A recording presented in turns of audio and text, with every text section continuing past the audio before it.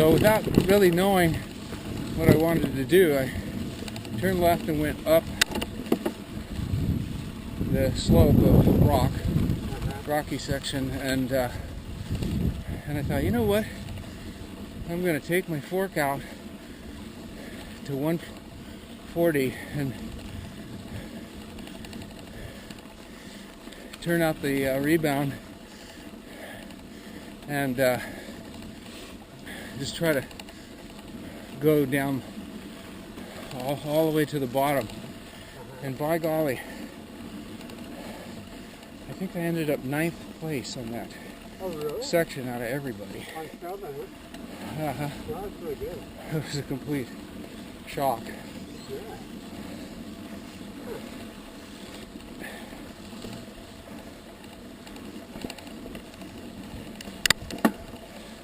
Although the first part of the downhill, it's the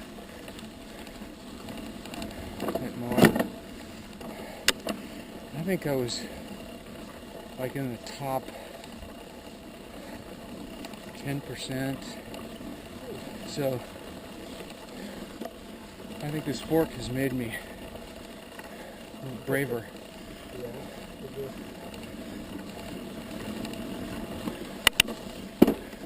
And Miles following him. Miles what? Oh, following Miles, Yeah, I was thinking of that, but 20 miles. a hardtail 29er, and he's bombing down faster than any of us. And he has less experience than any of us. And he's already, Got no fear attitude. well, he's crashed a few times finally. Yeah. And the guy said, now, this time you're going to go slower, right? And he doesn't. So It's kind of a, he's headed for the hospital. you know, it kind of makes you nervous when I ride with guys like that. Because if somebody ruins the ride, somebody, you know, how to be abstracted and Opposition defiant. the helicopter and all that. Yeah, helicopters come and see you later. So like, what do you get out of it? You know, what do you gain besides dragging it? Well, he's single. You know, well, technically he's married Yeah. to a woman he met online in Ecuador. Oh yeah. I mean, if I were like on a race course or something with, you know, immigrants at the bottom, you're all right now. You know? Yeah. Because there's people there expecting that. Well, he'll learn the hard way Yeah. eventually. And I'm still risking my body. Not as big as everyone else. I always want to go to work on Monday. Oh yeah. Me too. You know, you do that twice on the job and they start looking at you as undependable. Yeah. Especially if you're my age.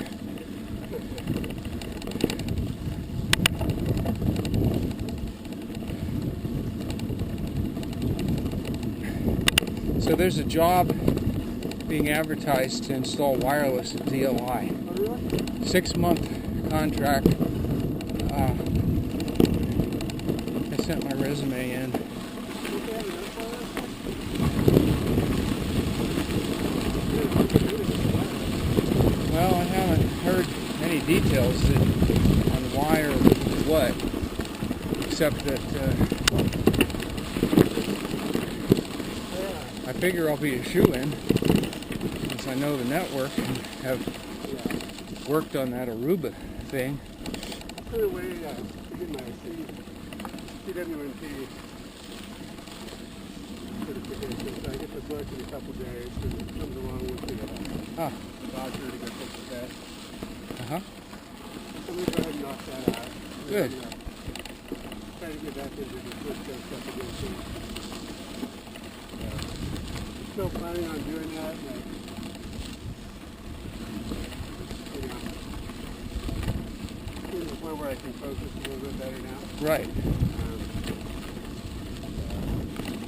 I mean, I'm still pretty early in my recovery though.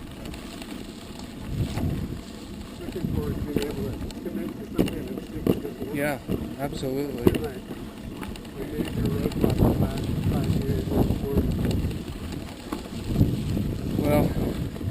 doing good to stick with it, because the group I was in, first I went to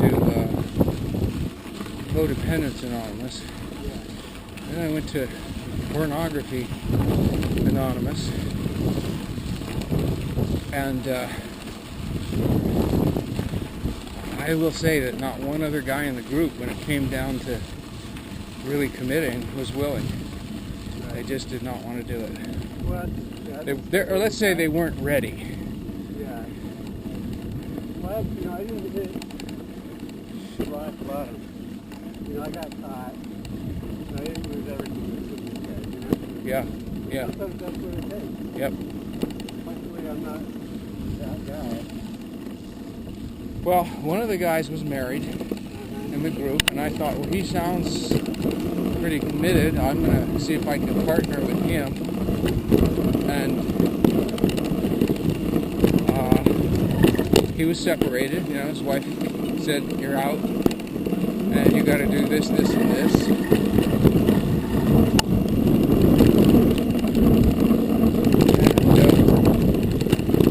And we met up in Livermore once for lunch, and he delivered the bad news that he decided to move in with his girlfriend and not go back with the family because she fulfilled his, you know, his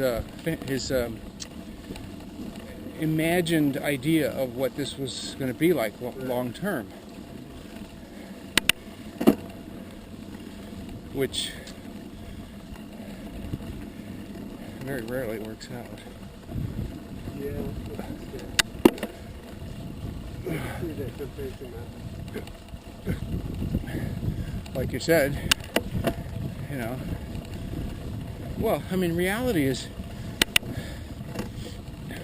1% of heroin addicts kick heroin. Right. My cousin was a heroin addict, and he died not from heroin, but he happened to die from alcohol. But you know, unless you're down in the weeds as a therapist or something, you think, oh yeah, you just get on a program and then you kick it. And it's just not the case with these, you know, 1 week, 2 week intensive, like the Toronto mayor or San Diego mayor. Nope. It's really hard for me to think of terms that this is a lifetime process. You know, Well, especially if you're, yeah. It's just talk about it, and I don't want to be that person. And I don't want to have to go to 12 steps for the rest of my life. Right. And like pouting about it, you know. Well, that's the whole bottom line, isn't it? Self-indulgence. It's all. But, you know, the people who have gone through this program, I mean, there's a lot of good things in there, you know, even if you're not an addict. There's a lot of good things about how to live your life. Yeah. And my father-in-law, he's a recovered alcoholic. And, like, he's one of the most peaceful, thoughtful, humble guys I've ever met. And, you know, I would like to have some of those qualities more present. Well, it'd be great for your sons to see it. Yeah. Yeah. Yeah, you know, to be an example for them as well. Like, sure, some of their issues are because of how I acted. Like, well, they probably haven't been the best example, but you know, there's still sometimes that I guess that's the thing. Like, even though they're teenagers now, they still, you know, look at us as examples. Hopefully there's things we can teach them about how to live their lives and how to deal with conflict and not just check out by going to play video games and masturbating or whatever your choice is. Well, yeah, it used to be drugs, now it's social media. Yeah. they're addicted to that because the parents haven't given them anything except stuff. I mean, here's this program about advances in making 3D gaming systems and virtual reality headsets and whatnot. right. And they were talking about the social implications of that. Like, It's horrible. I mean, between pornography and gaming, they're already pretty big addictions that most people aren't getting help for. I think that's going to explode, I think. What's going to explode? You know, people living in a virtual world and not wanting to come out. Well, I was just thinking about that after I dropped Kiat off at school. I see the kids at the high school with our student. I see the kids at PC with Julia. Hang on. It said 1 mile to the Enchanted Loop. Oh, yeah. On that last line, or this? Well, when we turned off the fire road where those two people came out. Yeah, yeah. But I don't see any sign here. Is there something on the other side? I don't think so. I don't think so either.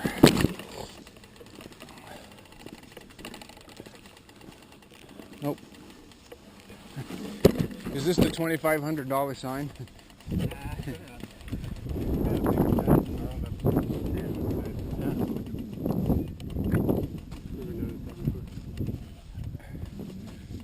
Yeah, we're 5.7 miles into the 15-mile loop.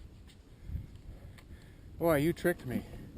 I said 13, and you said and you chose the 15. Well, the 13-mile one didn't load. Like it, you know, the lines never appeared, so I'm like, oh, I guess we have to do the 15-mile. Well, it's 11:20. We could always just do an out and back, like from, you know, choose a stopping point and then do this, what we just did in reverse, back to the cars too. Because we did do a lot of sections that would be really fun. We've only got 5.5 miles so far. That's not real impressive. Well, anyhow, the purpose was to get out. Yeah. Whatever point you want to call it halfway, we can do that. Well, which way? I'm gonna just follow the line on here if you're okay with that. Okay. You know, 'cause that way at least we have a route back and kind of know where we're at. This might be the channel number here. Take perspective.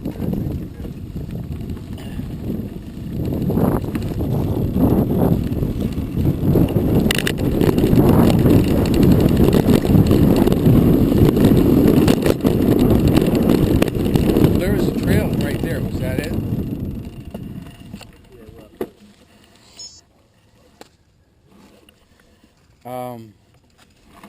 I bet that this is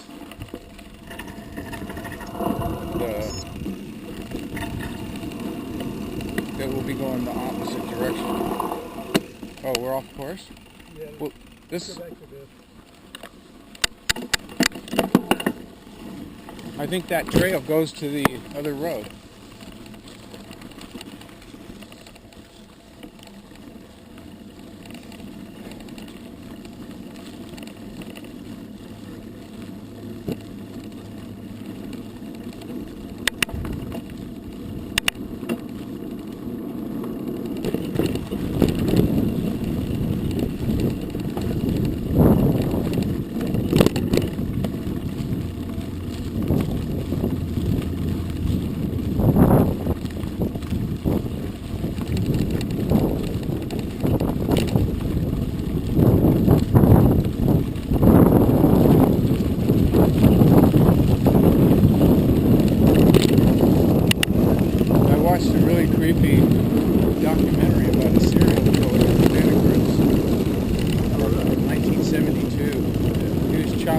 co-eds. Something was. Co-eds. Necromaniac.